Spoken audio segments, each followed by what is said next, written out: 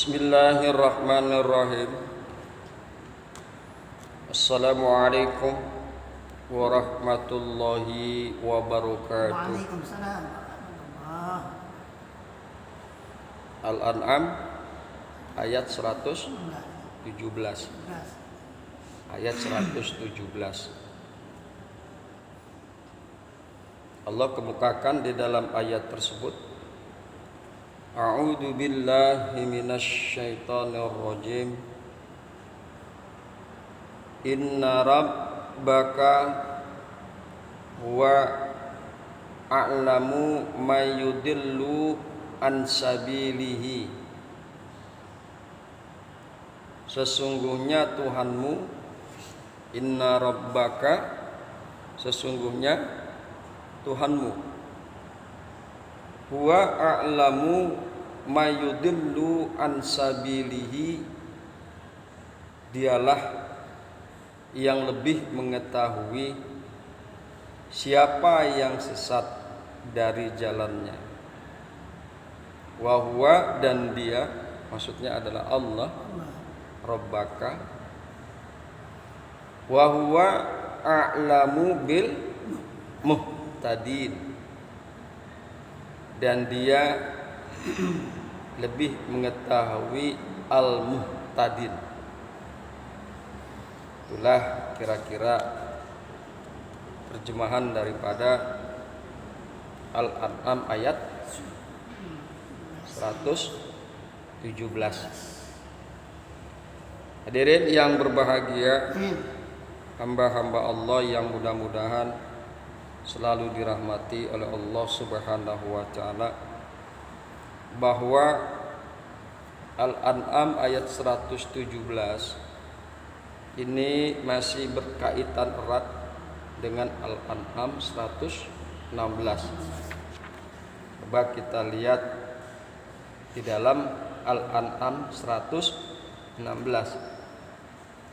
Bismillahirrahmanirrahim.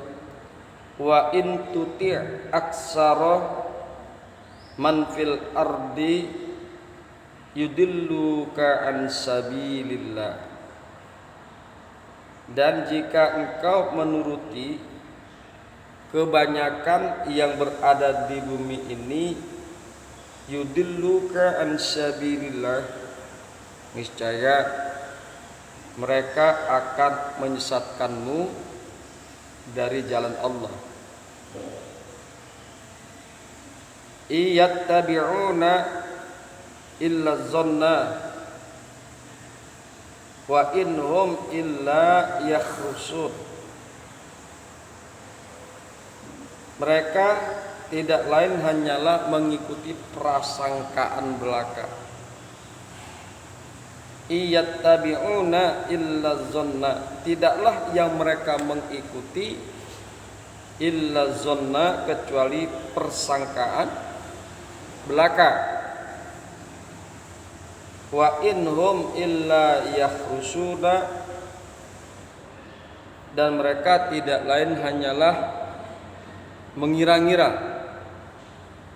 Wa inhum, dan tidaklah mereka illa yakhrusuna, kecuali hanya mengira-ngira. Itu Al-An'am 116. Kemudian beralih kepada Al-An'am 117. Al-An'am 117 merupakan lanjutan alasan mengapa Rasul sallallahu alaihi wasallam dan kaum muslimin dilarang untuk mengikuti kebanyakan manusia yang berada di bumi ini. Kebanyakan mereka hanya mengikuti dugaan yang tidak berdasar, sedang yang bersumber dari Allah adalah sesuatu yang pasti. Hai Nabi Muhammad sallallahu alaihi wasallam, Allah telah menyampaikan kesesatan mereka kepadamu. dan kepada kaum muslimin. Karena itu ikutilah perintah Allah, sebab sesungguhnya Tuhanmu yang memelihara dan membimbingmu. Dialah satu-satunya yang lebih mengetahui atau yang tahu hakikat kesesatan. Dan siapa yang sesat dari jalannya yang lurus, kapanpun terjadinya kesesatan itu, dan dia lebih mengetahui siapa al-muhtadin, yakni yang telah masuk dalam kelompok orang-orang yang memperoleh petunjuk Allah dan benar-benar telah mantap dalam dirinya petunjuk itu serta telah mengamalkan kandungannya. Allah lah yang lebih mengetahui. Wa huwa a'lamu bil muhtadin, dan dialah Allah yang lebih mengetahui dengan orang-orang yang mendapatkan petunjuk. Hadirin yang berbahagia, hamba-hamba Allah yang mudah-mudahan selalu dirahmati oleh Allah Subhanahu wa taala. Kemudian marilah sama-sama kita akan coba buka tafsir Jalalain. A'udzu billahi minasy syaithanir rajim. Inna rabbaka, sesungguhnya Tuhanmu. Inna rabbaka, sesungguhnya Tuhanmu. Wa a'lamu, dialah yang lebih mengetahui. Ai alimun, dialah yang mengetahui.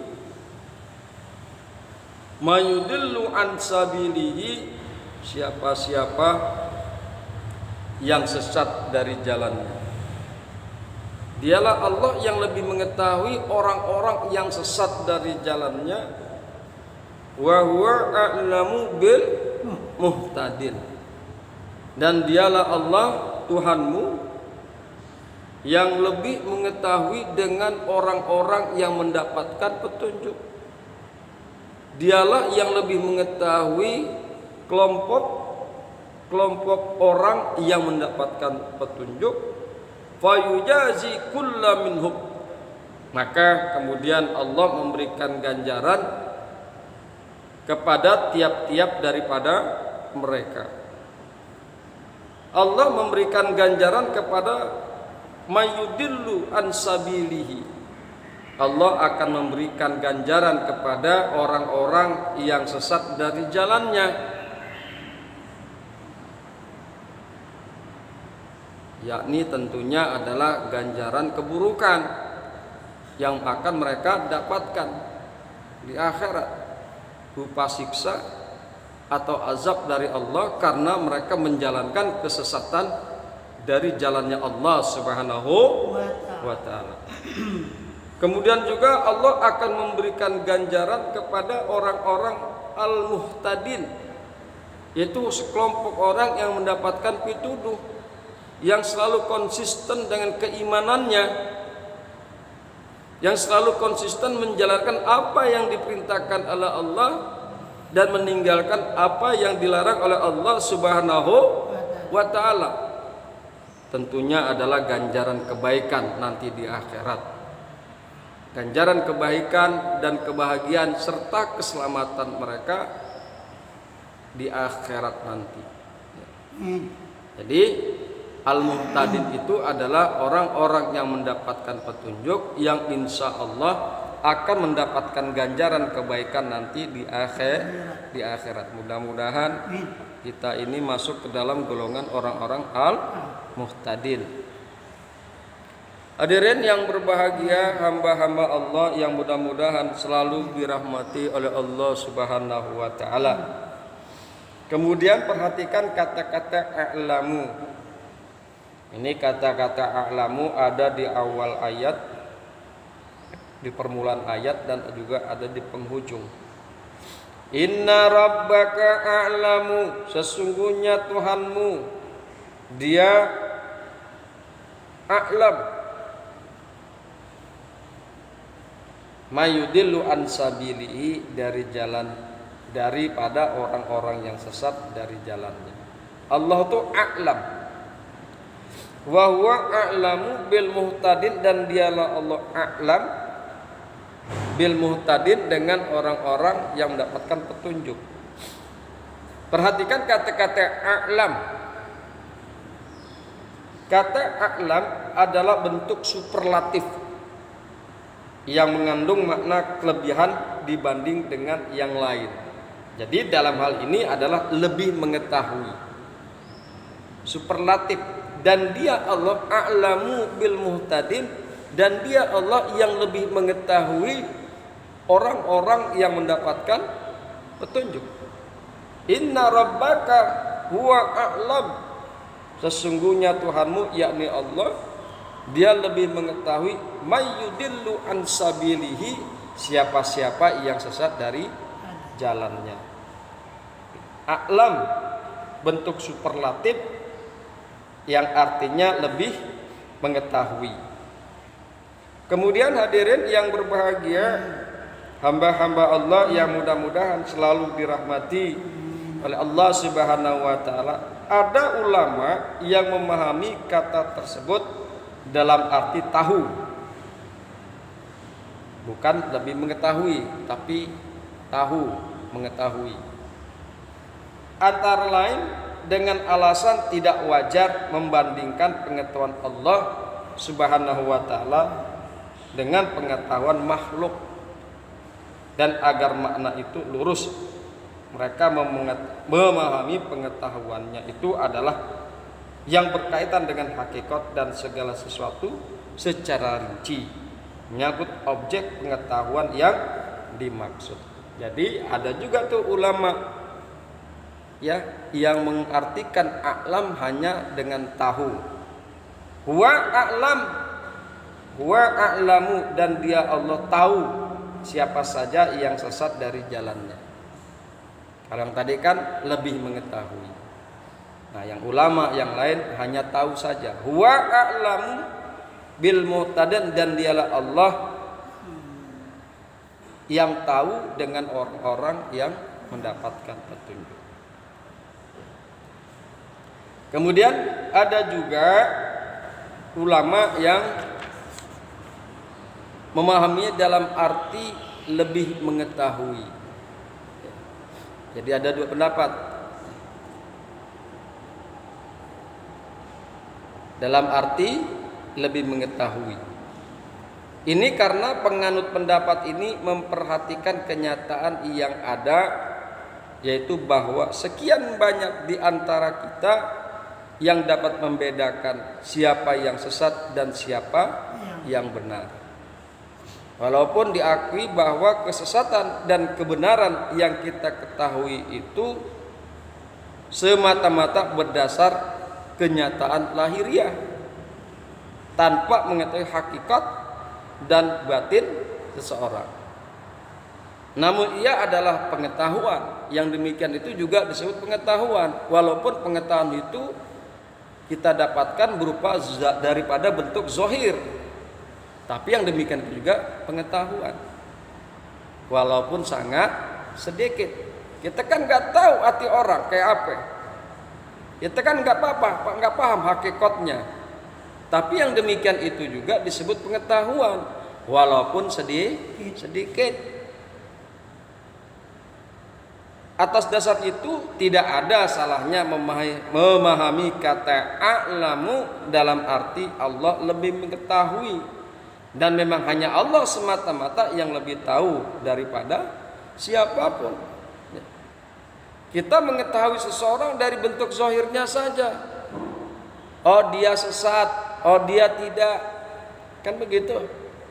Oh dia mukmin, dia kagak, kan gitu. Tapi hanya bentuk zahirnya saja, kenyataan yang ada yang memang dijalankan terlihat secara kasat mata.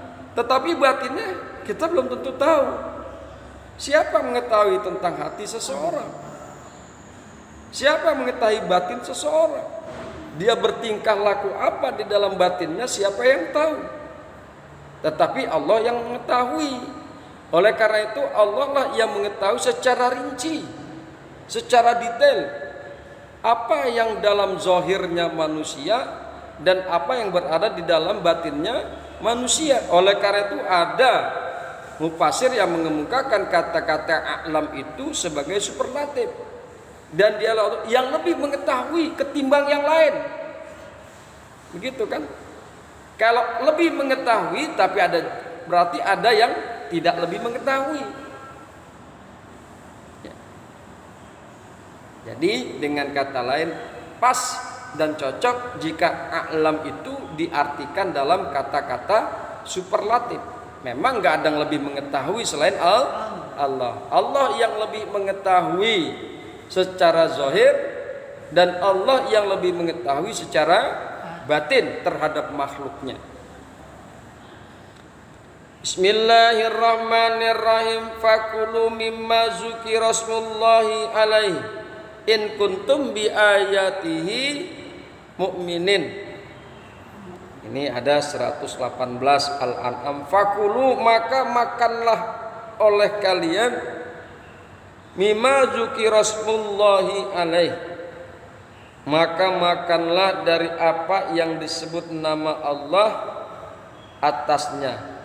In kuntum bi ayatihi mu'minina, jika kamu terhadap ayat-ayatnya Allah adalah orang-orang mukmin, adalah orang-orang beriman. Wa ma lakum alla ta'kulu mimma zukira rasmullahi alaihi, dan mengapa kamu tidak mau memakan binatang-binatang yang halal yang disebut nama Allah? Wa qad fassalna lakum ma harrama alaikum, padahal sesungguhnya Dia telah menjelaskan kepada kamu secara rinci ma harrama alaikum, apa-apa yang Allah telah mengharamkan atas kalian, ila maturirtum ilaih, kecuali apa yang terpaksa kamu memakannya, darurat. Kalau nggak dia makan, kalau nggak dimakan dia bakalan mati. Ya. Wa inna kasiran liyudilluna bi ahwaihim bi ghairi ilm, dan sesungguhnya kebanyakan manusia benar-benar menyesatkan dengan hawa nafsu mereka tanpa pengetahuan. Inna rabbaka wa a'lamu bil mu'tadin, dan dialah Allah, sesungguhnya Tuhanmu Allah yang lebih mengetahui bil mu'tadin, dengan orang-orang yang melampaui batas. Hadirin yang berbahagia, hamba-hamba Allah yang mudah-mudahan selalu dirahmati oleh Allah Subhanahu wa taala. Al-An'am 118 sampai dengan 119 bercerita tentang makanan yang haram dan yang tidak haram. Utamanya adalah masalah sembelihan. Tadi dikemukakan bahwa jika hewan yang halal itu disembelih sebagaimana yang diajarkan oleh Allah Subhanahu wa taala, maka itu halal untuk dimakan. Akan tetapi apabila ada binatang yang hakikatnya halal, seperti kambing, ya, sapi, tapi dia mati tidak sesuai dengan syariat Allah. Misalnya dia mati jatuh dari ketinggian atau ketabrak mobil, ngek langsung mati, nah, itu bangkai, nggak boleh dimakan, nggak boleh dimakan. Dan tadi di dalam terjemahannya dikemukakan, dan mengapa kamu tidak mau memakan binatang-binatang yang halal yang disebut nama Allah? Binatang-binatang yang halal, artinya ada binatang-binatang yang tidak halal yang sesuai dengan ketentuan syariat, seperti anjing dan babi. Nah, itu jelas-jelas haram, tidak halal. Jadi kalau ada seseorang yang pengen memakan anjing dan babi biar halal, maka disembelih sesuai dengan apa yang diajarkan Allah, menyebutkan nama Allah. Itu namanya zalim, memperolok-olok agama Allah, memperolok-olok dan meledek-ledek syariat Islam. Sudah jelas anjing dan babi bagaimanapun bentuknya, penyembelihannya tetap saja anjing dan babi tidak pernah bisa halal dimakan oleh orang-orang yang beriman. Jadi sekali lagi ada 3. Yang pertama, hewan yang halal kemudian disembelih sesuai dengan ajaran Allah maka halal untuk dimakan. Kemudian binatang yang halal tapi matinya dengan tidak disembelih sesuai dengan ajaran Allah, seperti binatang yang jatuh dari tinggian atau ditabrak mobil sehingga binatang halal itu mati, maka itu tidak boleh dimakan.